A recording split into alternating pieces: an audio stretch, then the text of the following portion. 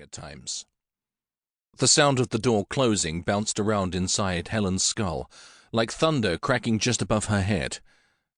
She knew the sound was harmless, but it was so intimidating that fighting off misgivings became nearly impossible.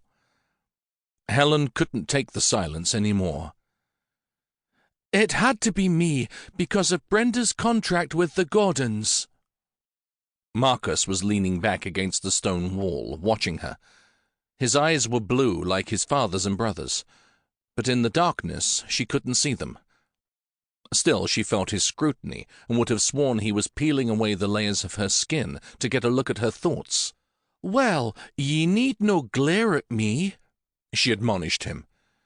It was strange, to be sure, being in the position to reprimand him, even though she sounded a bit more pleading than she liked.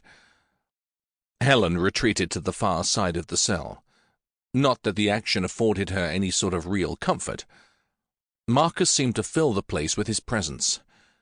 Yet that had always been the way she perceived him. Too large, too imposing. She stood up to him because to do otherwise felt like granting him her surrender.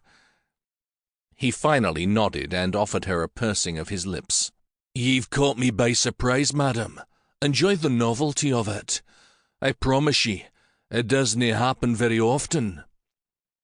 She ended up choking out a single laugh before she sat down with her back to him. "Best on to the matters at hand." The darkness was welcome as she pulled her skirts up and pulled a small dagger from her boot. "Dinna use your thigh." Her cheeks heated because the topic was so intimate, but she turned her head to look at him for an explanation. Marcus knew more strategy than she did.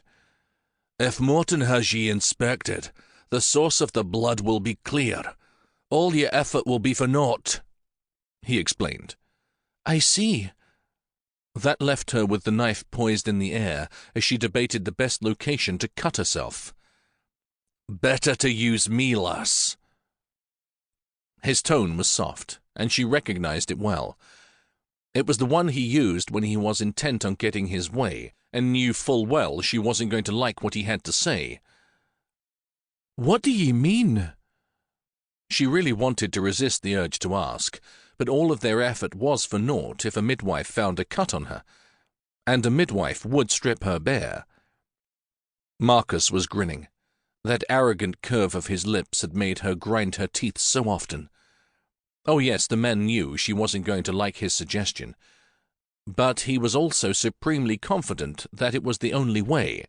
He liked that facet of his personality as well.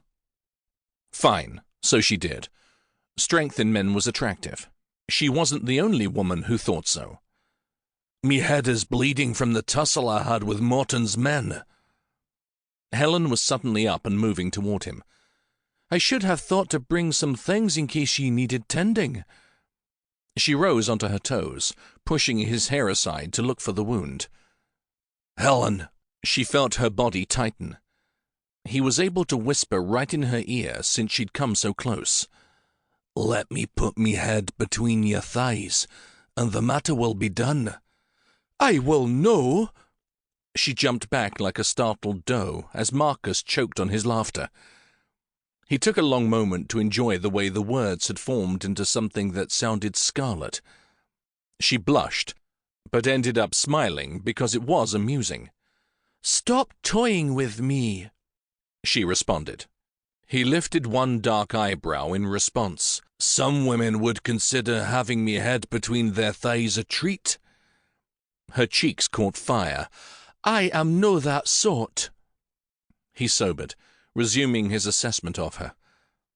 Something lit his eyes. It looked like respect. "I was no accusing ye of being a light skirt." She nodded in acceptance of his apology. "Good. Which makes me want to try it on ye." He was serious. She wanted to look away, but whispers rose from her mind, the sort of talk that a woman heard in the kitchens when the younger staff members had all gone to their beds and the women were discussing passion. Some men applied more effort to their wives than others, and to hear them talk of it, bed sport was well worth the vows of submissiveness and obedience. Marcus